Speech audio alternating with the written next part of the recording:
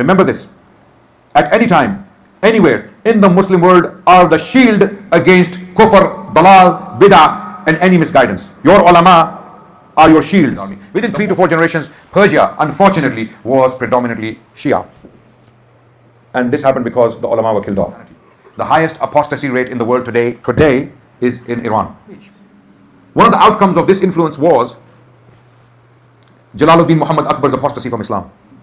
He was also called Jalaluddin Akbar because of his kufr, because his kufr was so visible and so pronounced. Sheikh Sahib, they called him also Jalaluddin Akbar, right? So the woman took the reins of power into her hand, and she was Persian. She was specifically pushing Shiaism in India. She got a very hostile and extremist 12-verse scholar to come from Iran to India to do this job. His name was Nurullah Shostari. Who is the king? Nur Jahan. She is the king. She is the king. She has coins minted in her name. Sheikh Sahib, it is shirk, of course. We know this is wrong. Why are you going to the grave and asking the Sheikh? Ask Allah. Yeah. So he went on a mad one. Cursing. And Jahangir is getting red and blue listening to this, right? And the Sunni scholars sat back and watched. You know, when your enemy is making a mistake, let him carry on, right? So Jahangir, he ordered. Shiaism has grown to the extent that it is now in your face. In your face. Everyone's talking about it. So his students came. What are we going to do about this situation? He said, okay, we're going to do something about it. And the result was Tohfa Ithna Ashariyya.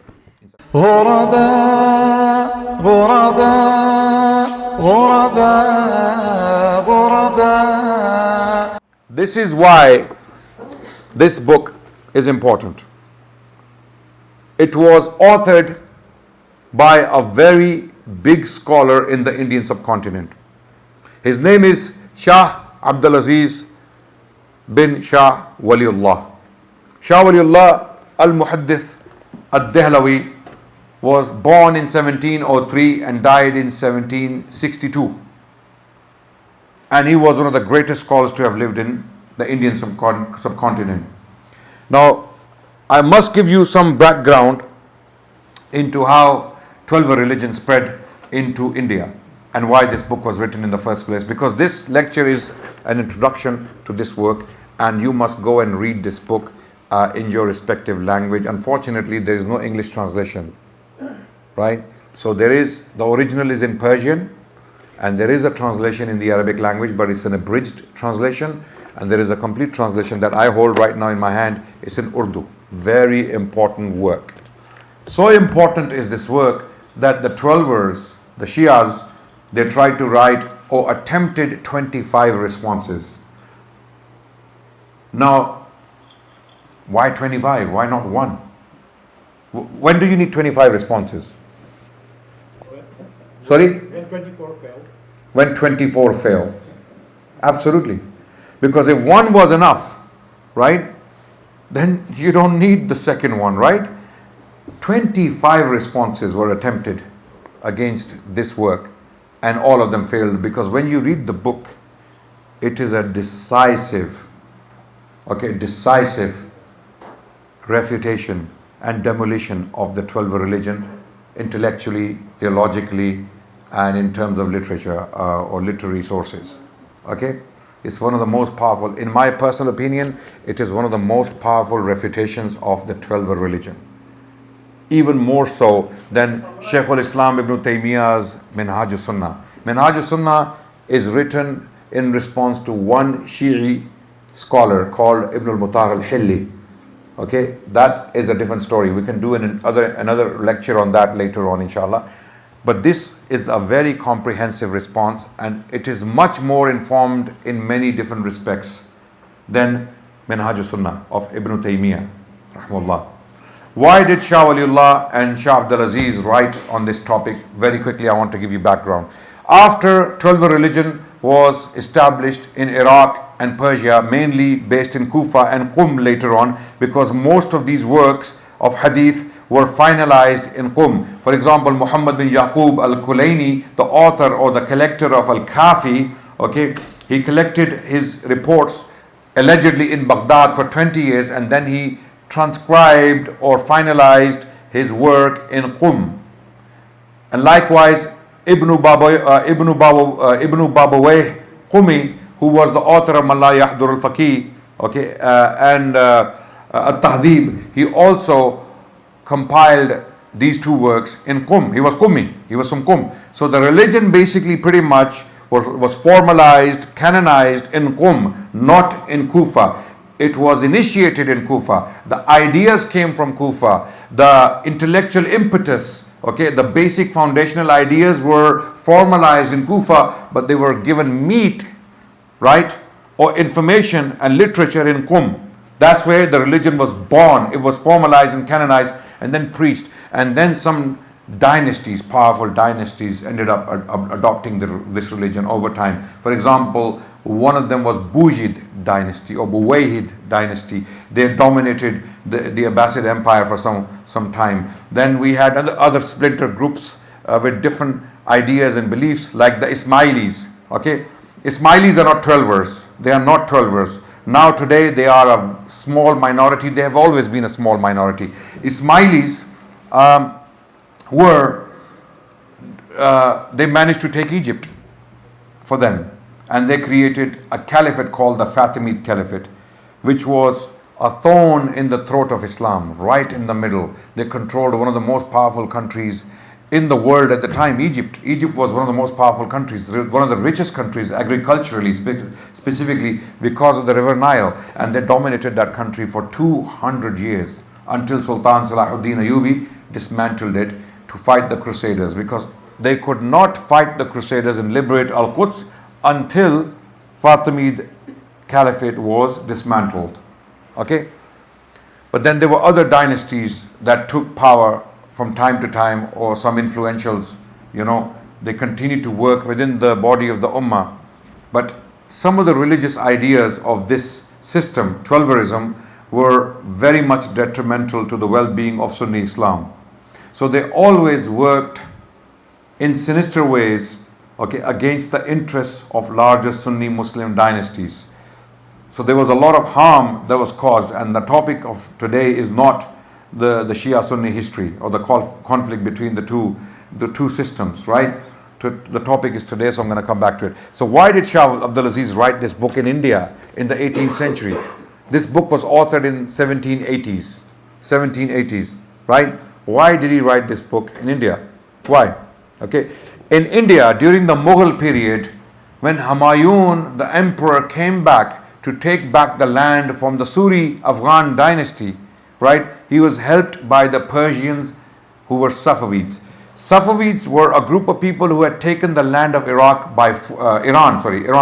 Iran was majority Sunni Shafi'i country. 90% of the people of Iran were Sunnis, following the Shafi'i madhab predominantly, and of course there were Hanafis there as well, and there were Ashabul Hadith there. Great Hadith scholars were born in Persia, in Iran. So they were following Sunni Islam.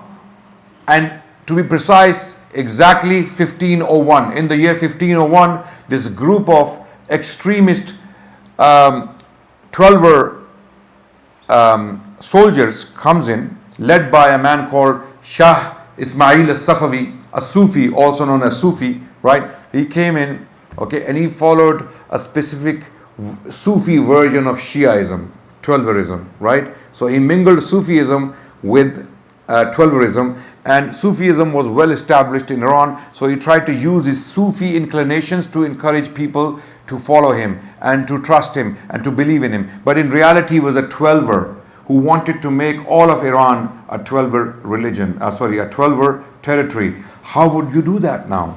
How would you do that? You would have to force the entire population into Shiaism. He couldn't do that. He didn't have the army to do so. So what he did was, because he dominated Persia militarily, he went after the ulama. Ulama, remember this, at any time, anywhere in the Muslim world, are the shield against kufr, dalal, bid'ah, and any misguidance. Your ulama are your shields. The moment your ulama fall, the moment they are compromised, your religion will be corrupted. Your beliefs will be corrupted. And this is exactly what Ismail al-Safavi and his Qazalbash army knew. They knew, if you want to make these people Shia, Twelver, you must deal with the ulama first, because they are the ones who are going to stand in our way. They will challenge us because we cannot debate them. We don't have the arguments. Kill them all. So they went on a killing spree and they killed ulama. Majority of the ulama either had to leave Persia to save their lives, or they had to get killed. A great scholar of Islam called Mullah Ali Qari. Mullah Ali Qari, he was a personal witness to all of this. He was from Persia and he had to migrate to Mecca with his family, and that's where he wrote most of his works. You know, the author of Mirqat, the Sharh of Mishkat al-Masabih, right? Mullah Ali Qari, one of the greatest scholars from the Hanafi background, you know, he was a Hanafi, followed the Hanafi school. He witnessed all of that destruction. He even talks about it and how they had to step over dead bodies in order to escape. This was the Safavid destruction in Iran. It's well documented. It's perfectly put down by academics, and academics have written history of how Shiaism was established in Persia over time. Okay, so when the ulama were killed, what happened? Those ulama were replaced by 12 scholars. These 12 scholars started to teach the awam, and those people from the awam, from the masses, those who resisted, were easily killed by the Qazalbash contingent of the Safavid army. Within 3 to 4 generations, Persia, unfortunately, was predominantly Shia. And this happened because the ulama were killed off. And to this day, of course, it's another matter today. The Iranian people have completely left what they thought to be Islam. You know, 12 religion didn't make sense to them. Now today, around 60 to 70 people, 60 to 70% of Iranian people don't even subscribe to 12 religion. Why? Because they've completely become atheists, agnostic, or some are going to Christianity. The highest apostasy rate in the world today is in Iran, because of the actions of the regime. Another topic. Okay, so when the Safavids were fully established in Persia militarily, and they had the government in their hands, they started to meddle in the affairs of neighboring countries. One of those neighboring countries was what? India, Mughal India. So they tried to influence Zahiruddin Muhammad Babur. When he invaded India, they said, we will give you an army, but you have to become Shia. You have to wear black clothes. And Babur, alhamdulillah, thankfully didn't accept that proposition.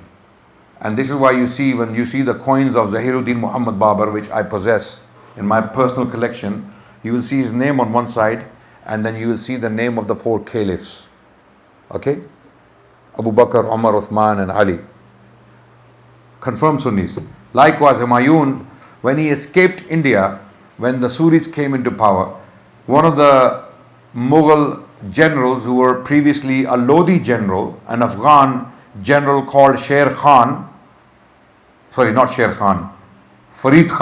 his name was Farid Khan, also known as Sher Shah Suri. Sher Shah Suri, mashallah. Sher Shah Suri, he comes in and he rebels against the Mughals, and he kicks Humayun out. Where does he go? He goes to Persia. He takes refuge in Persia. In Persia, Humayun is now waiting for his chance to come back to India to defeat the Suris. And he sees his chance after the death of Sher Shah, who was a very powerful king. Very, very powerful king. But he died in a battle. And his sons couldn't hold on to power, so Humayun saw his chance. So long story short, he comes back with Persian support. With him comes a large contingent of Persians. They bring the Shiaism with them. Up to this time, there is hardly any Shiaism or Twelverism in India. But Humayun brings a large army with him, who are given high positions after taking India from the Suris. He gives these Persians, for supporting him, high positions. He doesn't become Shia himself. His sons are not Shia. His children are not Shia. But he gives them high positions. They take advantage of this situation and they bring ulama, they import ulama from Iran into India. So these Shia ulama are backed by very powerful Mughal factions who are Shia. Sheikh, I hope it's not getting too long. Yeah, okay. This is very important information. You have to know why this book was written, right? Okay.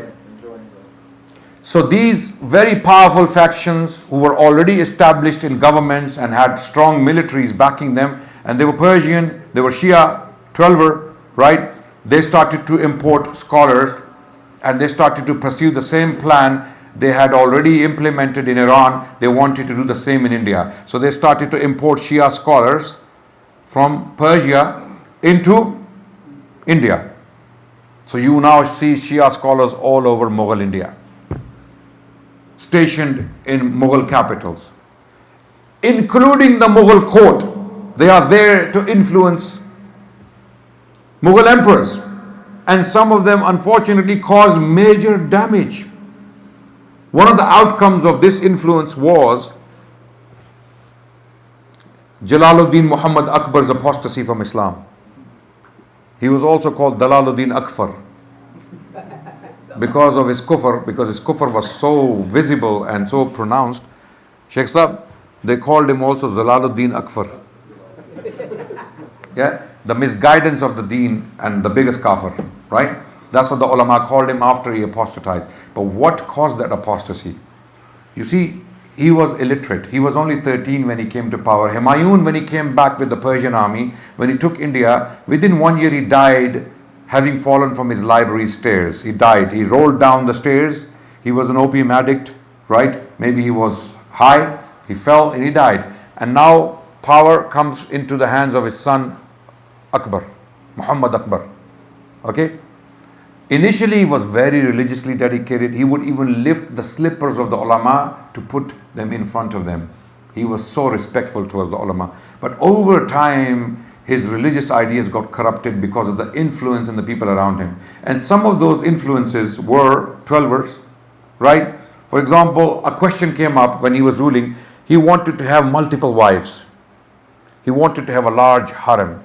He had 300 women in his personal harem, concubines. Or some he was marrying, like Hindu princesses, for political reasons.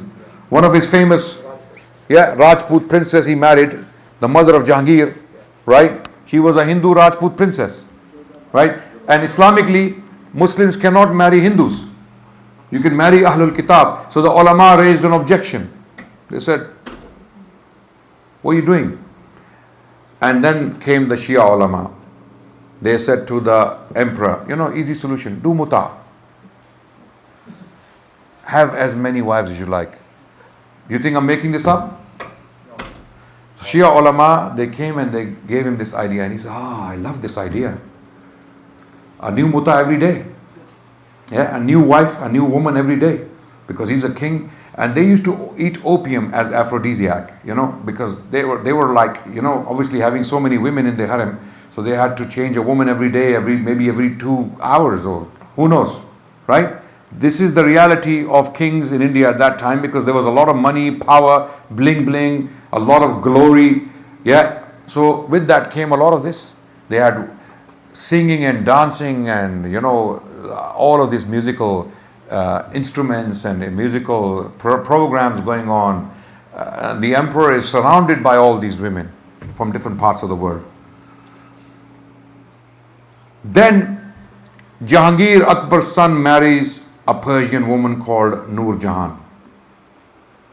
And there were coins minted in her name. Jahangir was himself an opium addict and also used to drink a lot. Okay? So he was hardly sober. Right? So the woman took the reins of power into her hand, and she was Persian. She was specifically pushing Shiaism in India. She got a very hostile and extremist Twelver scholar to come from Iran to India to do this job. His name was Nurullah Shostri. Remember this name? Nurullah Shostri. Very big name. And he even wrote books cursing the Sahaba and all sorts of things. Yeah. So when he came into India, he started to attack Muslim scholars. And the Muslim scholars now fear for their lives, because who is the queen? Who is the king? Noor Jahan. She is the king. She is the king. She has coins minted in her name. Sheikh Sahib, are you enjoying the history? Yeah.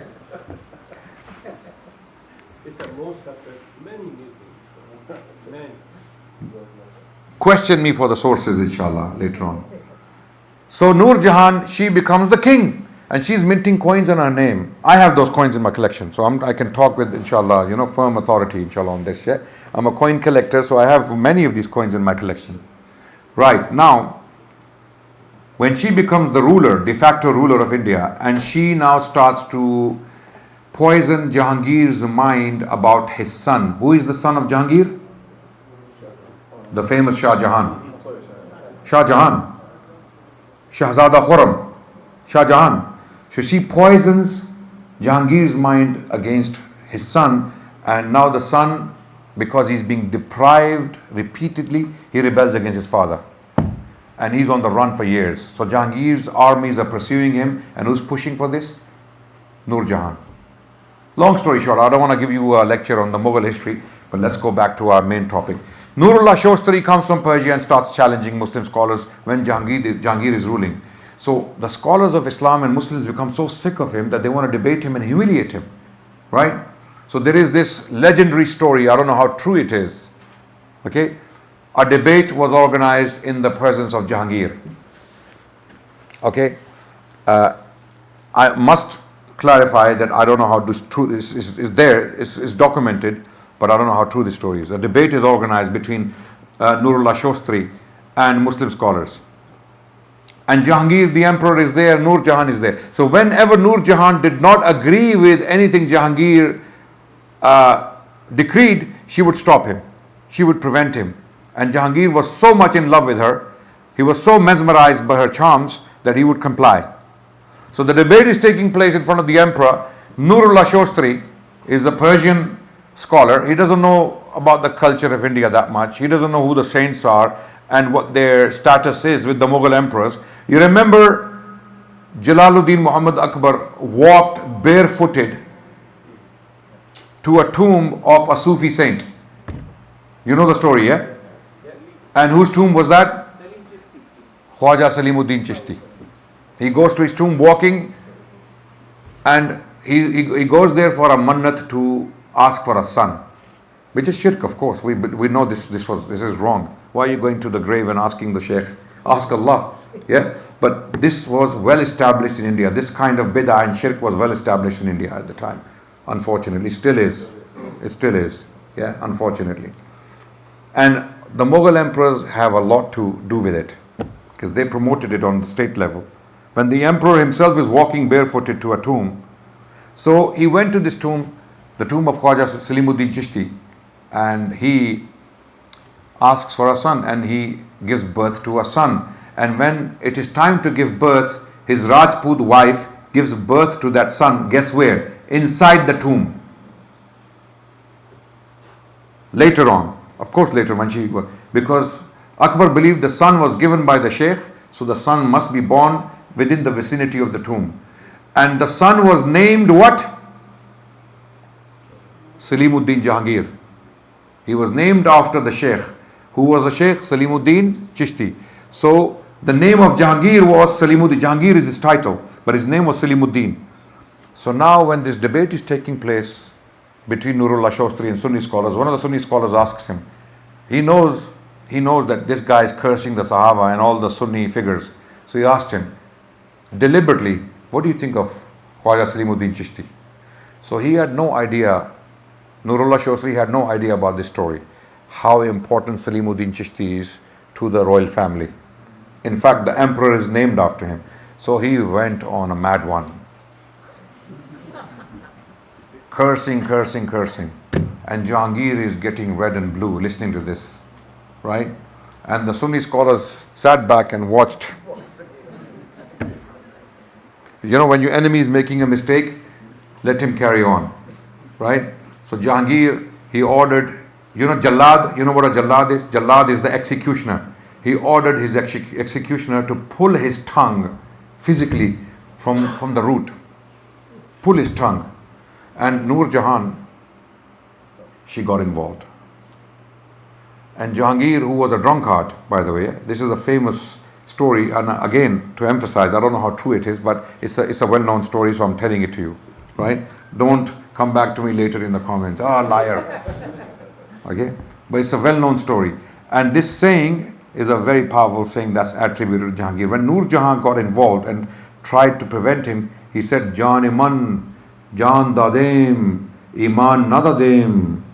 He said, my Jan, my love, I will give away my Jan, I'll give you away, but I will not give away my iman. Jan iman, Jan dadem, iman nanadadem. Persian, this is Persian. And Nurullah Shostri was definitely killed. This is historically established that Nurullah Shostri was killed during the reign of Jahangir for all his bakwas against the Sahaba. He was killed. This is historically established, this much. But this story, I don't know how true this story is. It's told in some sources. Some historians say this is legendary, it never happened. But maybe it's true. Maybe it's not documented in those sources. But it is clear, it is firmly established. So Shia influence was very prominent in India, and it had spread so much by the 18th century when Shah Waliullah is alive that there is not a household where one or two Shias are not found, or where they are not influenced by Shia propaganda, because Sunni masses are very ignorant.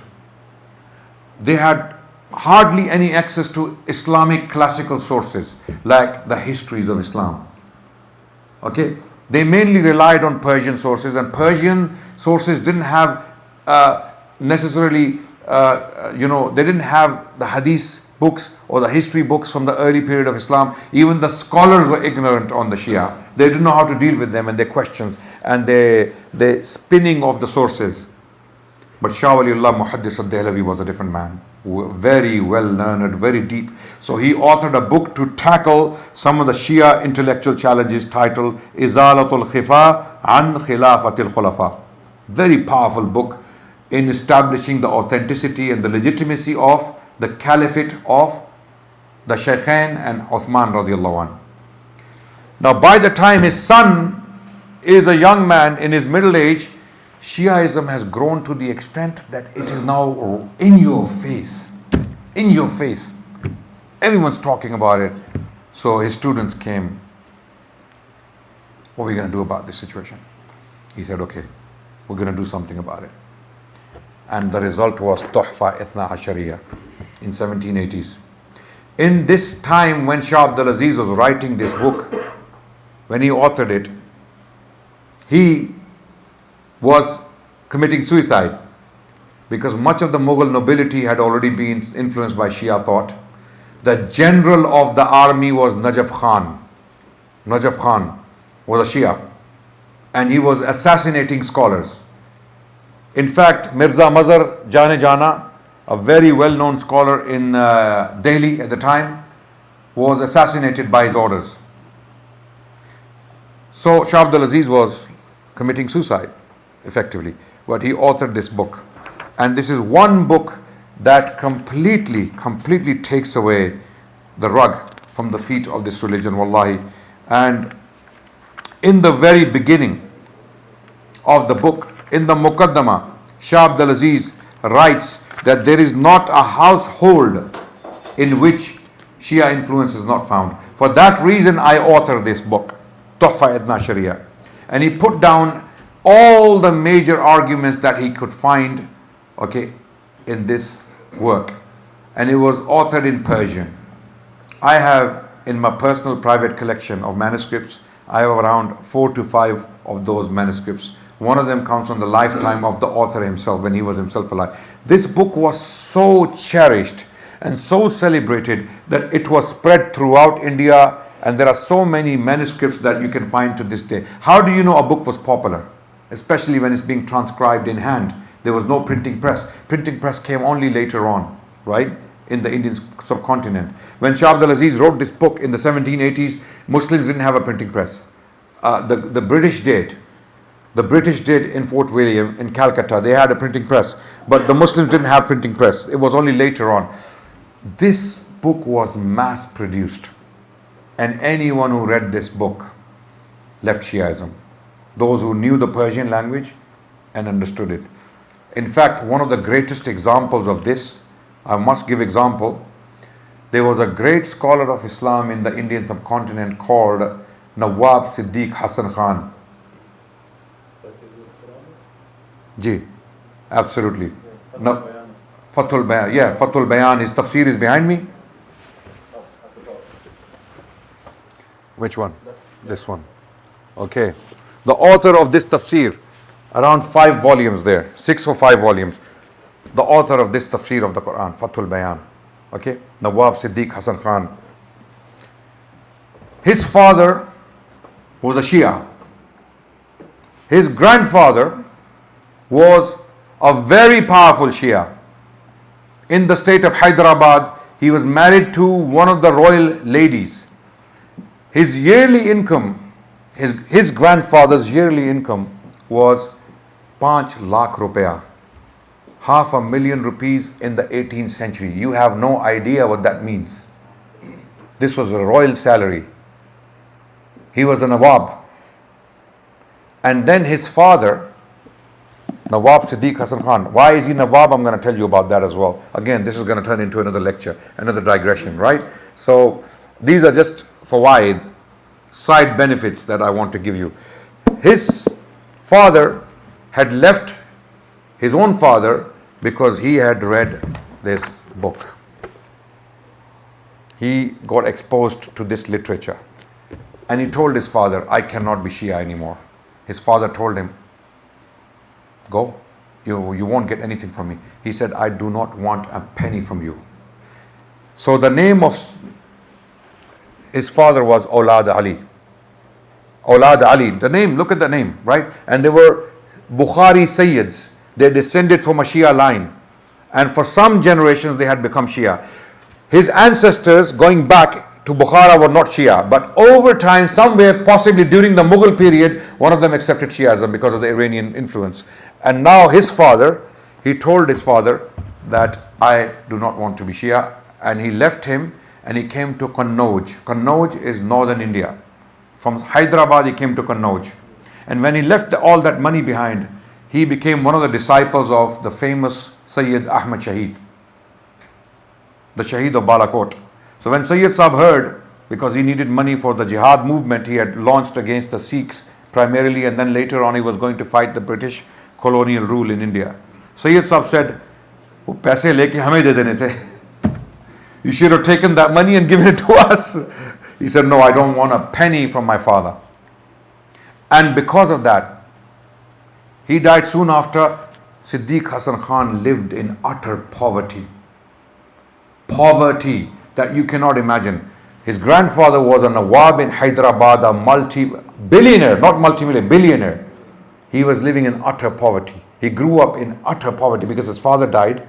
His mother, she educated him in very immense difficulties. So he became a disciple of many scholars who were alive at the time. And afterwards, long story short, his story is like the story of Yusuf alayhi salam. Like it. I'm not saying the same, okay? So don't give fatwas on me, yeah? I'm not equating the two, right? So, because Yusuf alayhi salam's story is what? Child sold into slavery, ends up in prison, and then becomes the most powerful man in Egypt, right? This is the story of Siddiq Hasan Khan. I've done a lecture on YouTube, and I want to do it again, inshallah, in more detail, where he eventually became the ruler of an Indian state. Him. From poverty, he became a ruler of an Indian state called Bhopal. That's when he was given the title Nawab, and he started to publish books upon books and books. And the British, they realized what he's doing, and they deposed him, and they were going to hang him. But the Queen, the lady of Bhopal, got involved and saved him, and he was under house arrest, and he died in that state. Long story short, coming back to Ithna Ashariyya. So this is the power of this book. His father, Nawab Siddiq Hasan Khan's father, left that religion because of this book. This book was mass produced. So what are the virtues of this book? Why is this book so powerful? This book was unprecedented. Never before a book like this was written on Shiaism. Okay, because the book basically begins with history. Shah Abdulaziz first explains why he's writing this book. And so dire is the situation in India at the time that he doesn't even put his real name on the book. He puts a pseudonym, which is his own name, of course, his kunya, basically. He puts his kunya. He doesn't say Shah Abdulaziz bin Shah Waliullah. So how does he introduce the book? If you go to the first page, the Muqaddama or the beginning of the book, he writes that he is Hafiz Ghulam Halim, which was also his name, bin Sheikh Qutbuddin Ahmad al-Muqallib Bishah Waliullah. Right? So basically, he didn't put his real name because that situation was so dire at the time. Right? He could have been killed for this. Right? But he wrote the book nevertheless and published it. Okay? So the book goes as follows. It documents in chapter number 1 the history of the 12er religion. So give the adhan, we continue 10 minutes and finish? Yeah, Okay? yeah. I'll give it, sure. Yeah, please. So we're going to take a break for adhan. This book has a specific trajectory. It takes the reader through history first, and it describes how Shiaism was born as an idea, and then what splinter groups it was split into. There were many splits. He mentions many groups of the Shias. For example, he talks about Ghali Shias or extreme Shias. They had 24 groups, and he mentions every single one of them in detail. Okay. Then he talks about Ithna Ashariyya as well. Then in the second chapter, which is one of the most important chapters, more relevant today than ever before, how Shias deceive the masses to bring them into their religion. This is how they operated in India. This is how they managed to get so many numbers in India. Did you know there are more Shias in India today than they are in Iran? Okay? How did that happen? The largest number of 12ers anywhere in the world is in India. The highest number, more than Pakistan and Iran and Iraq and Lebanon. The highest population of 12ers in the world today is in India. And how did that happen? This is why this book was written, because it was spreading. People were being deceived. So Shah Abdul Aziz, rahmullah, documents, Allahu Akbar, how many ways that they bring people into their religion. 106 methods. Can you believe it? Here, look. If you look at the list,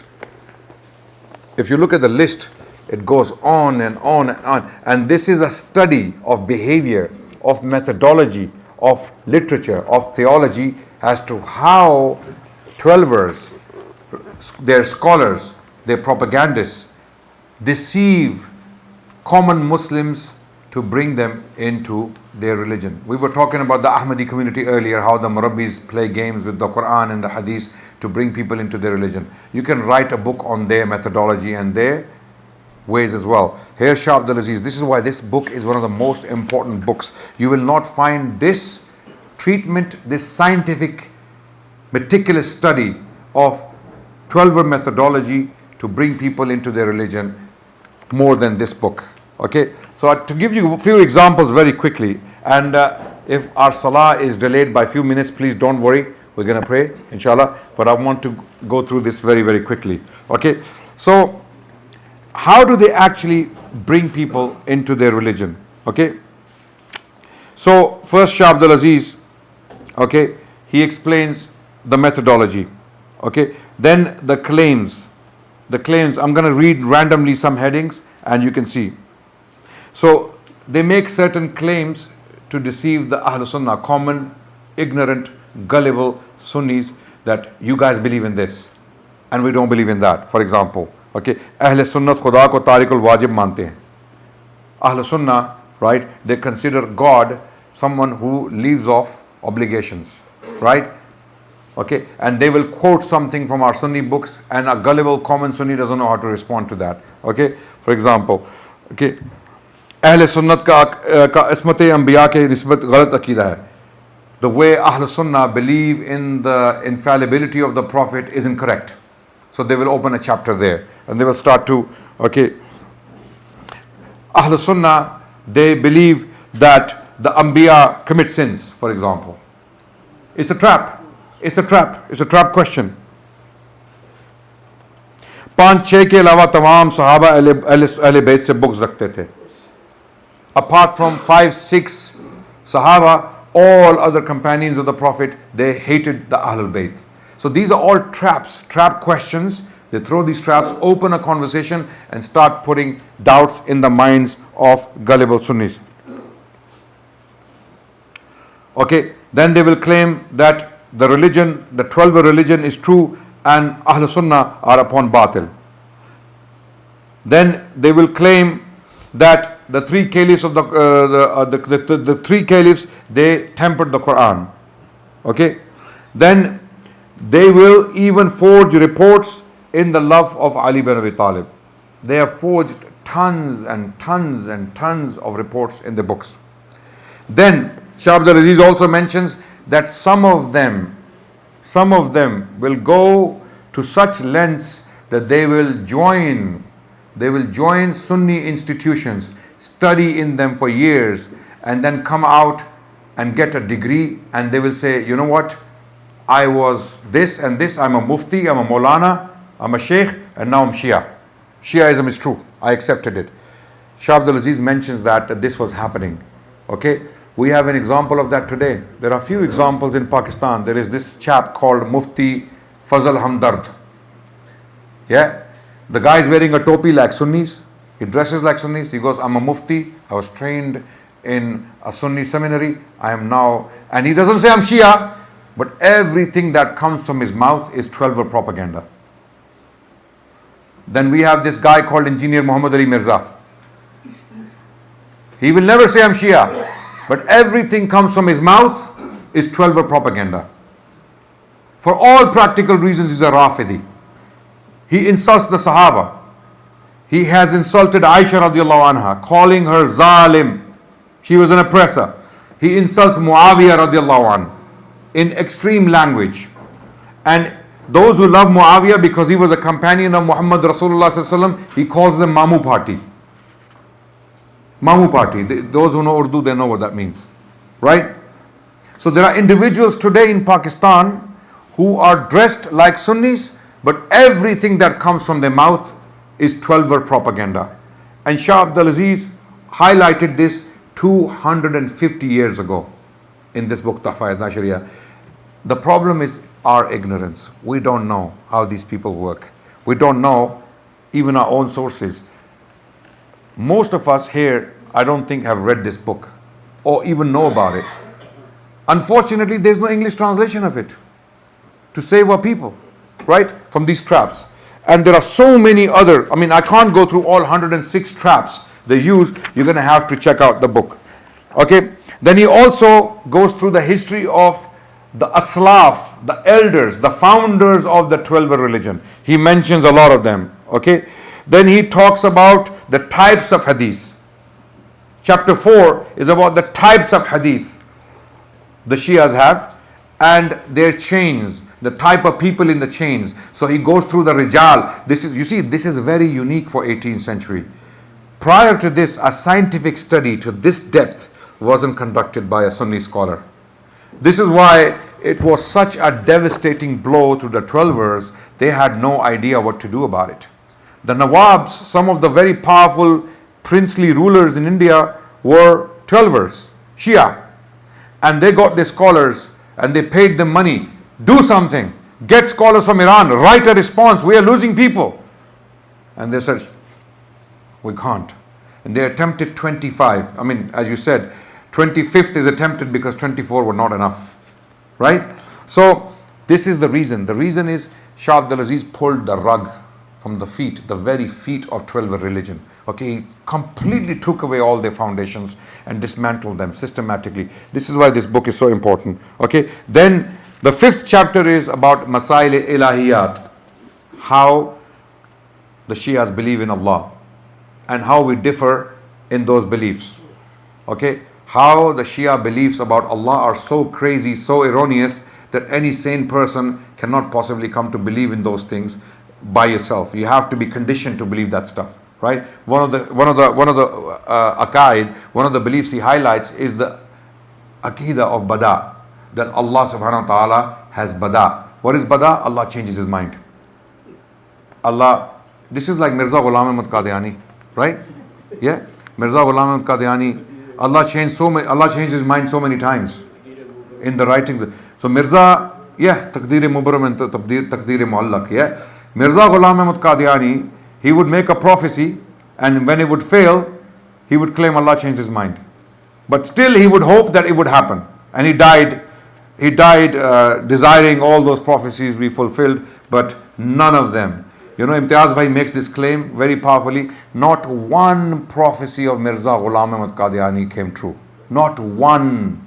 Not one. He wrote, even if one was unfulfilled, I'm a liar. But even not one was fulfilled. That's not the...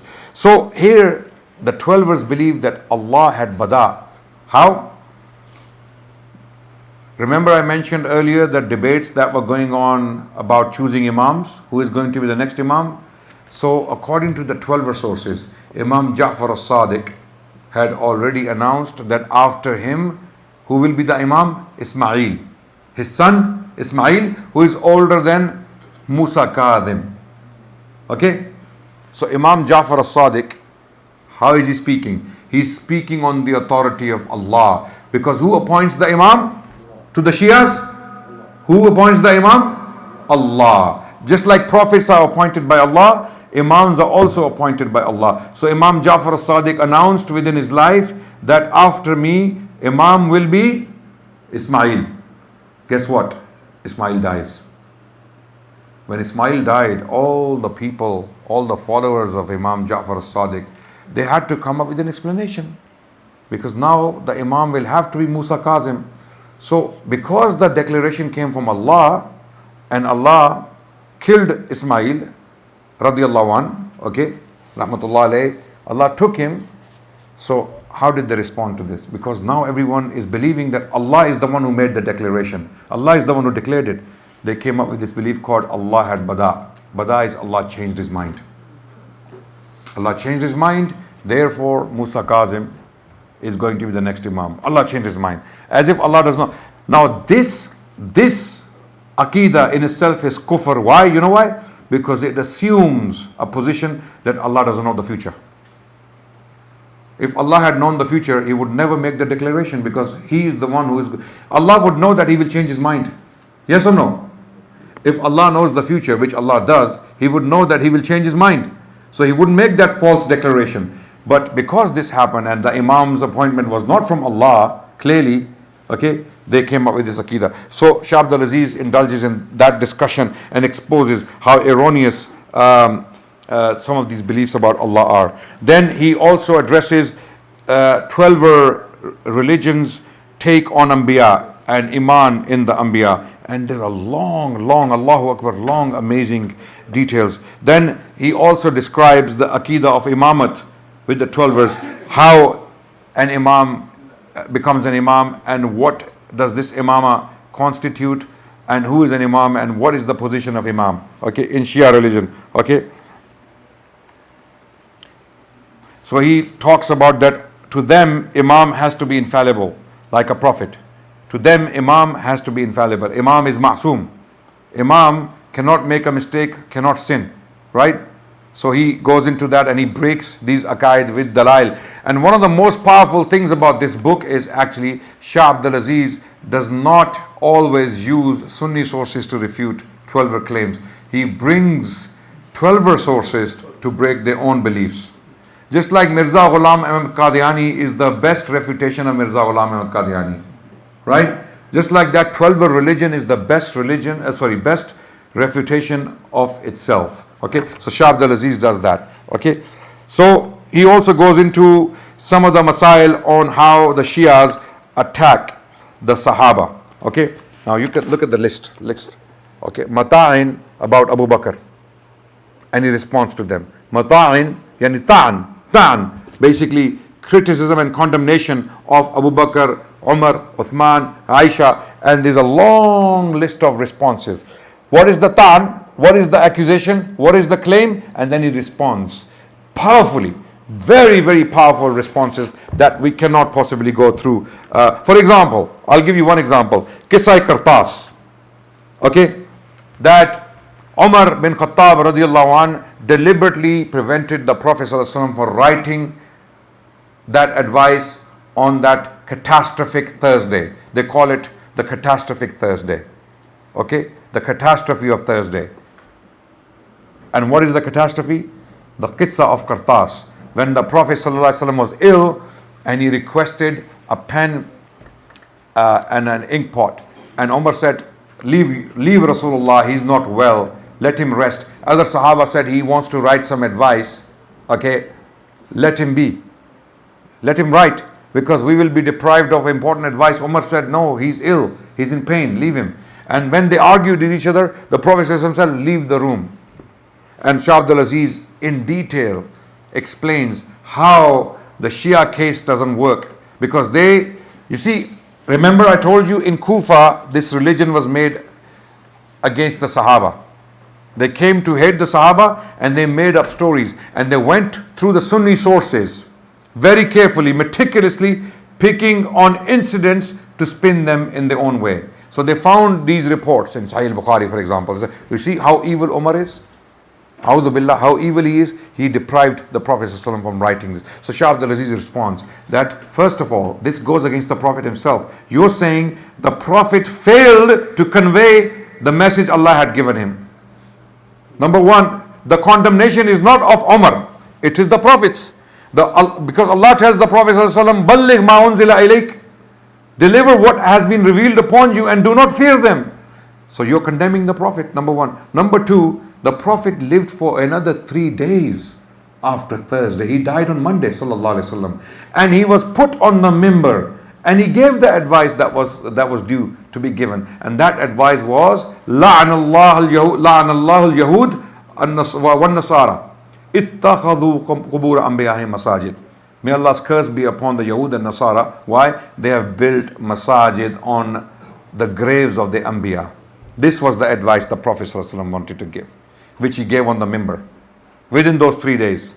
So Shah Abdul Aziz goes through all the responses, very powerful responses that can be used today. So Uthman radiallahu anh, one of the mata'in, for example, number one is that Uthman appointed his relatives who were oppressors to powerful positions. When Uthman was the caliph, he appointed many of his relatives to powerful positions. I know the salah time is coming close, so we're going to have to end inshallah very, very soon. So to cut the long story short, my brothers and sisters, those of you who are watching, you must get your hands on this book, Tohfa Ithna Ashariyya, if you are serious on the 12 religion and how to engage with them. With love and compassion, of course. There's no hate here. I don't know why this book is banned in Pakistan. Allegedly, I mean, I've been told, I don't know, I have to still confirm that this book is banned in Pakistan. There is a summarized version available in English. There is a summarized version available in English, inshallah. Okay. There is also a summarized version available in Arabic, and it is originally in Persian, and there is a complete translation in the Urdu language. If you know the Urdu language, you're in for a deal, right? Okay. So this book has been banned in Pakistan. Now you can see how much influence the 12ers have in Pakistan, that they can get. It's an academic book. There is no hatred in it. There is absolutely no hatred. It deals with their sources head on, explaining how to refute some of the ideas. And the book is an encyclopedia information. These are 2 volumes because they were printed, but it's actually 1 volume, right? In Urdu and in Persian. Get your hands on it. If you don't have it, get down to translating it. This may be your greatest service to Islam. If you have nothing to do, or if you have little to do, then do this. Okay? Translate this work and reference it, because it has thousands of references. So we need references. We need someone to do tahqiq, to research, to make it palatable, to make it readable for the common people today, so that they can be protected against all of these shubahat and this onslaught. Thank you so much for listening to me. I hope I did justice to this topic. There was a lot to talk about. I think just on this book, if I start talking on the contents, it's going to take 5 lectures, maybe the minimum 5, right? So inshallah next time. Jazakumullahu khairan walhamdulillahi rabbil alameen. Wassalamu alaikum wa rahmatullah.